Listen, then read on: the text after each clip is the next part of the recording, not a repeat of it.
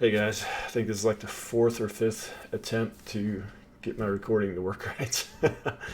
Thought I'd do a quick update on the market and my views. Last video, I think I talked about a few things to watch out for. I was still bullish, but it gave you a few things to watch out for. And it's a very mixed bag, but I did this week go to a relatively heavy cash, well, the last few weeks.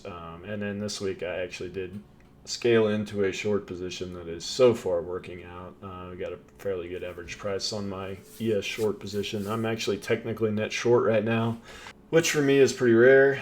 So I'm going to get into the reasons why I decided to do this. I have mixed feelings about it. I don't have mega high conviction in this short idea, so I will probably be quick to bail on it if it starts to not work out. But so far it is working out. I think there's a pretty good possibility if we gap down or if we take out Friday's low during Globex coming up tonight, I will probably take some partial on that and maybe set the rest to like a break-even stop. Because, I mean, execution on shorts, and somebody said it in the Discord, I don't know if they're okay with me saying their name, but, and I agree with them. Shorting is very difficult on indexes, and it's not something that you should do every day. It's something that I do quite rarely. I did attempt some shorts, I think back in like February, March. Kind of worked out, but nothing. It wasn't a huge payday by any means. I did have technically a net short position. January and February of 2020, I was getting long the 30-year Treasury bond futures, which is what I historically like to do. ZB is the ticker. That's what I historically like to do for a short position instead of outright shorting ES, because bonds historically had a long-term upwards bias too, not nearly as extreme as stocks, obviously, but it's just easier to execute than ES shorts are, because ES just constantly tries to get every short out before the actual drop happens, and I've had it happen to me many times.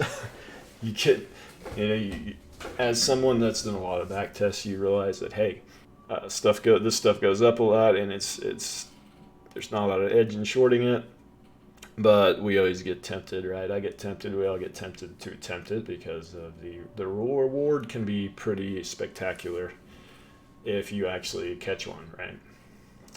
And right now, I just don't think the risk reward is that amazing for longs. Yeah, you could still be long, but you're going to get a slow grind higher is what you're going to get right now. I don't think melt up is on the table. It's possible. I don't think it's highly possible. But let me get into the reasons why. First of all, options. The option speculation index from Sentiment Trader basically takes the data from the OCC, and it actually it's a bit more of the actual side that people are on if you actually look at how the data is calculated, versus the put call ratios, which are just volumes. Don't tell you a whole lot about the actual trades people are placing. Just because there's a lot of call volume does not necessarily mean those are all bought calls by retail. Probably are a lot of bought calls by retail, but this is a bit more scientific view of that data. And recently we got really extreme again here. This kind of stuff has caused some corrections in the past, at least some sideways volatility. So I think at a minimum we may need some sideways and like a time-based correction to clear this. At this point, we have not had major weakness in S&P 500 since last October. It's just been a slow grind higher since. Some of the other indexes have seen some issues, but S&P has not seen many issues, and it's getting a bit long in the tooth. When you look at all the momentum studies out there, however, a big contradiction to what I'm about to say is all the momentum studies looking at price action and S&P 500 returns through mid-year or up to this point in the year, had like 12 instances, I think, of this stronger returns through July on the S&P 500, and I think 10 of them were net positive and actually above average for the next 6 months going forward of returns. So momentum is the most powerful force in markets. It's more powerful than sentiment, and momentum is definitely on the side of the bulls. But there's still enough evidence to support taking a chance of playing for a little bit of a correction here. I think if there is a correction, we're talking 5 to 8% probably, and not 10% plus. that's kind of where I'm at. Options, retail's been pretty extreme there. Yeah, so this is the index open entrance of put to call for index options, and this basically would be kind of an institutional hedging indicator, more or less. And they were pretty interested in hedging for much of this rally, and they finally have started to reduce hedging a lot. That adds a bit to the bearish case. Investor movement index, you can only go back a few years on this. Actually, I guess it does go back to that 28. It goes back pretty far, actually. Basically, it's the highest it's ever been, and I do kind of like this indicator in terms of like retail positioning. I think this is one of the better ones. Retail is about as long as they've ever been, and I think at some point the market is going to stop rewarding that, at least temporarily, and kind of across the board, across several sectors at once, I think we'll see a bit of a washout. I don't know when that's going to occur. I think there's a possibility of it being now. So that's why I'm playing for, but this can go on for a long time, and momentum is on the side of the bulls. Like I said, that is the most important factor of all. Until momentum is lost, you got to err on the side of momentum. Hedge fund exposure. This one is very much in the bearish camp now. I talked about this a few weeks ago. I've done some back tests of this, and they're in the Discord. But yeah, this is relatively bearish here.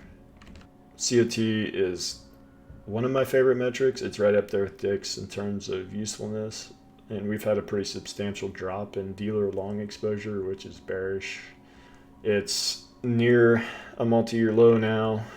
Not quite the extreme it was before the March crash, but it's getting a bit extreme, although it has been rallying, or longs have been added back into the last few weeks mildly. This is a neutral to slightly bearish at this point. The VIX and the VVIX, there was the positive correlation a few weeks ago. You had a pretty big divergence. I'm not a divergence guy per se, but there's a pretty large divergence between VVIX and VIX, and you can see that can last for a long time, and it can also precede weakness. It is what it is. It's mildly, it's neutral here. We did have I've shown back tests of this before, but it's neutral, maybe slightly bearish. Block traders did buy quite a bit on Friday. That kind of aligns with what DIX is doing. FANGMAN DIX has exploded. They are aggressively buying FANGMAN, which is affecting the Squeezemetrics DIX heavily, because remember, Squeezemetrics DIX is dollar evaluated, so they take the volume times the price and weight it that way. So your Apples, Googles, Facebooks of the world heavily affect Squeezemetrics DIX. So all these tickers are by far your heaviest weighting in the S&P 500. I think it's like 20-some% in just like these tickers, maybe even more. So yeah, when they're bullish, DIX is going to be bullish. So it's heavily affected the DIX.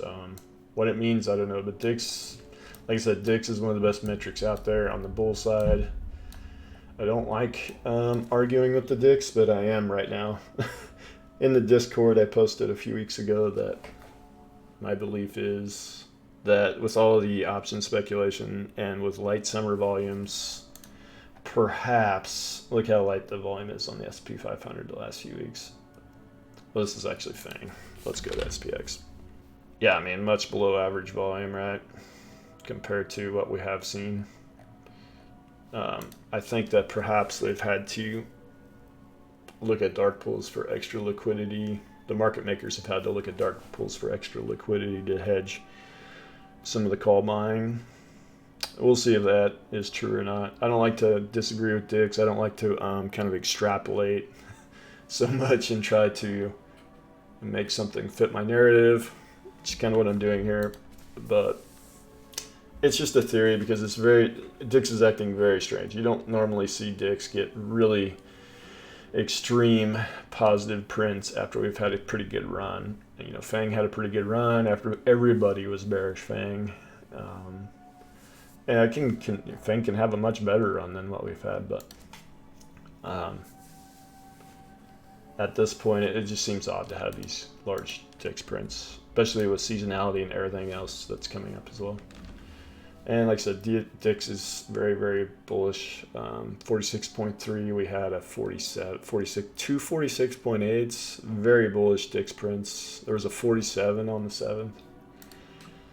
It's hard to argue with that, but for some reason I am. Put call ratios. Let's see. We're gonna get into that. The reason I showed you the put call ratios.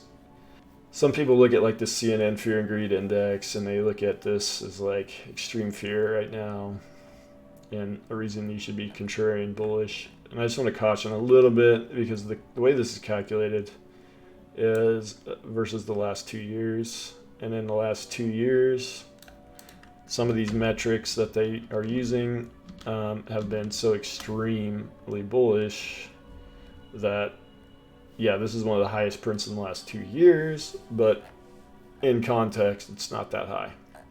So I wanted to show that. It is notable, yes, that the equity put call, as soon as we have a mild, look at the tiny little dip so far, and equity put call is near a 2-year high. It's almost as high as it was back in October when we had that fairly substantial sell-off. However, you know, when you have market makers that are heavily hedged against calls and all of a sudden people switch to puts, it can be a cascade effect. And we just had OPEX. A lot of hedges had to be dumped by market makers at OPEX. It's been happening every month since we've seen this call mania, where there's weakness on OPEX and even post OPEX a little bit. Very common price action. And one of my videos I talked about that.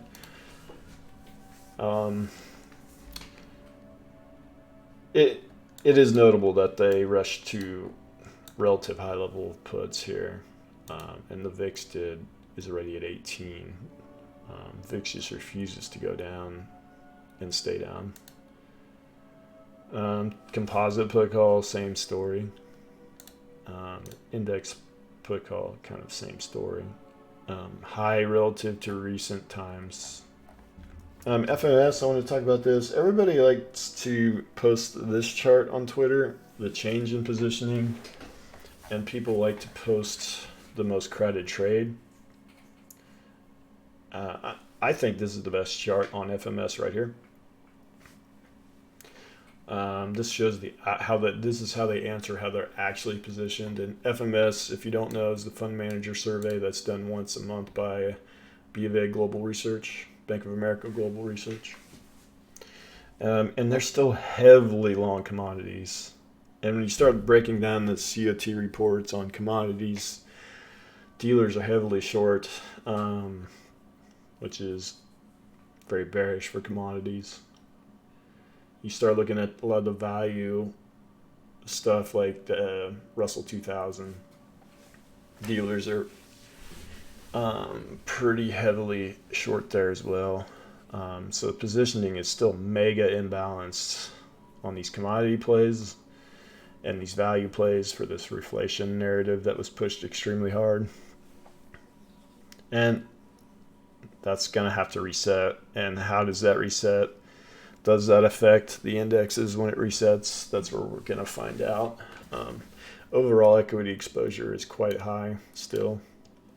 Tech exposure, however, it's slightly higher than normal, but not at a scary level yet. Even though they say long tech stocks is the most crowded trade. I'm not buying it. I'm not buying it. Still long commodities. The change in positioning, however, yeah, there was a big move back into tech this month. From this was negative the month before pretty heavily on tech. So that is notable.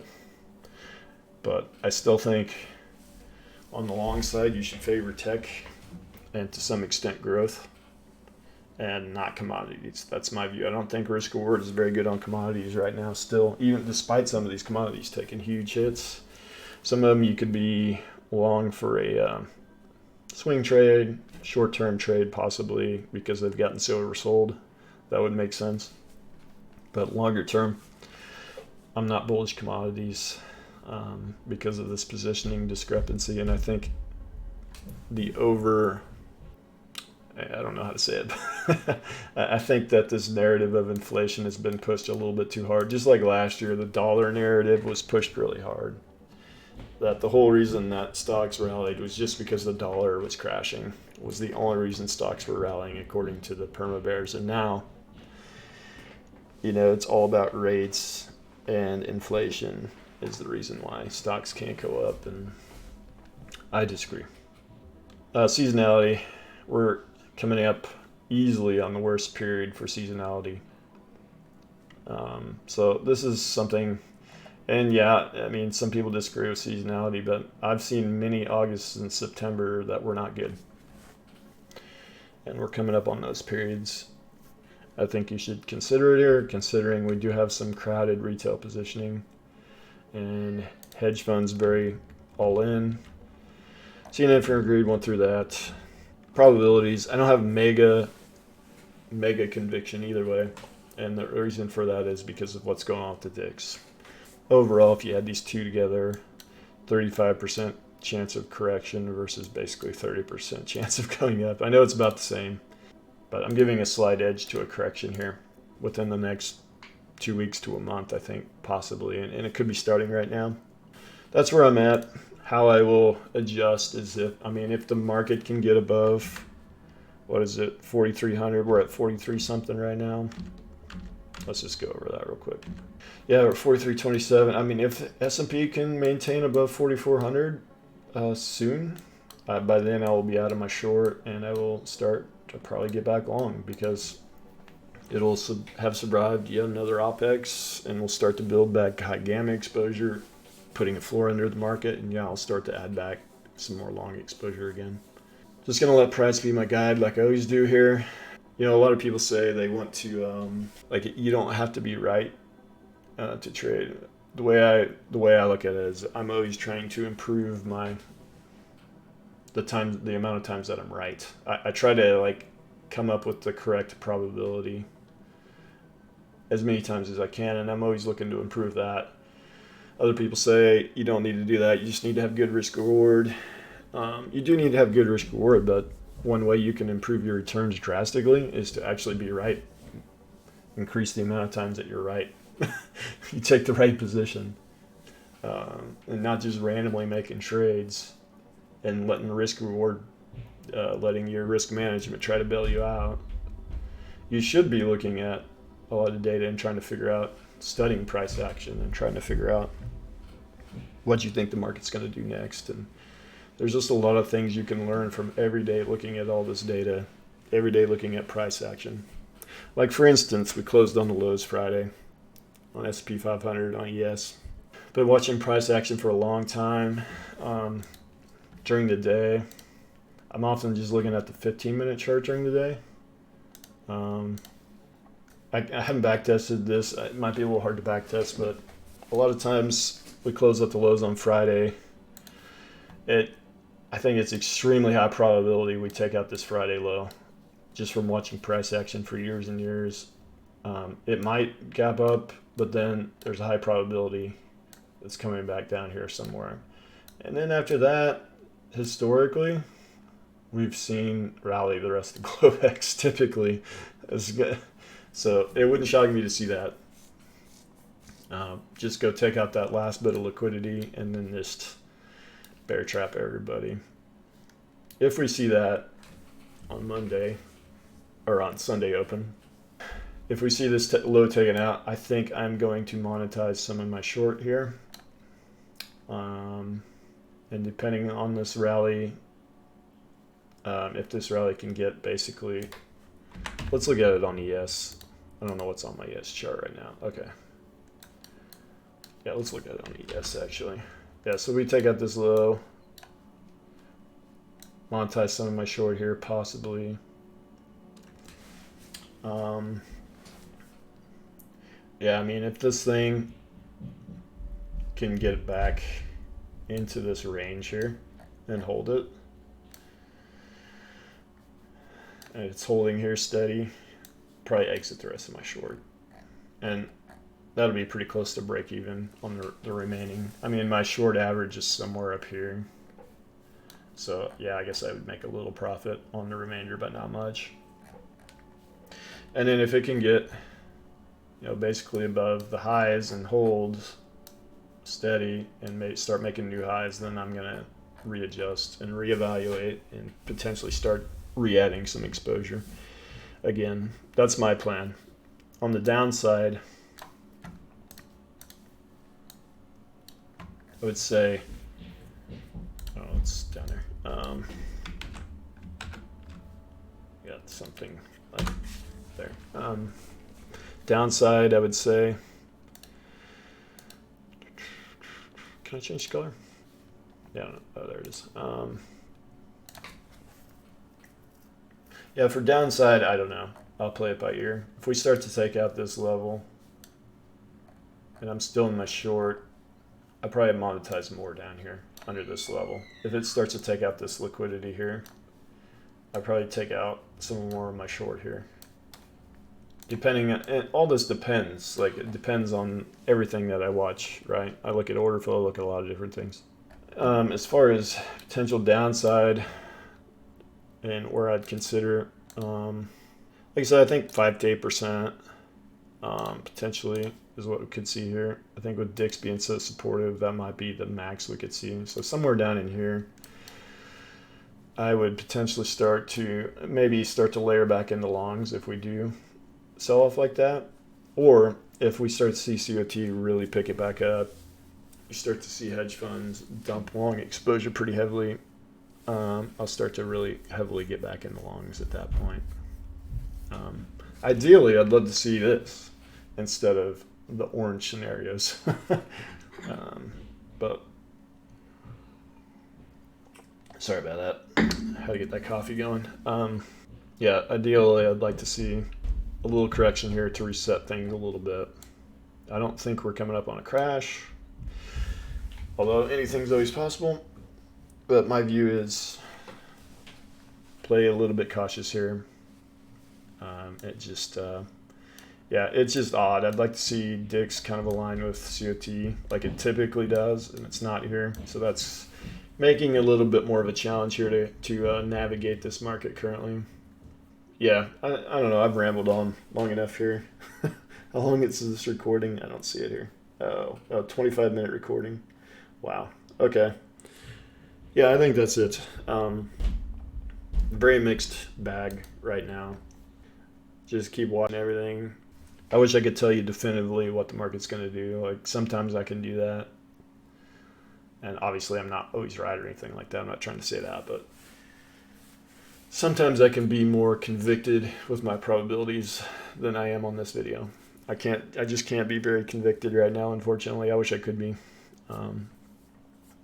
Yeah, just watch everything close. If you have any questions, hit me up.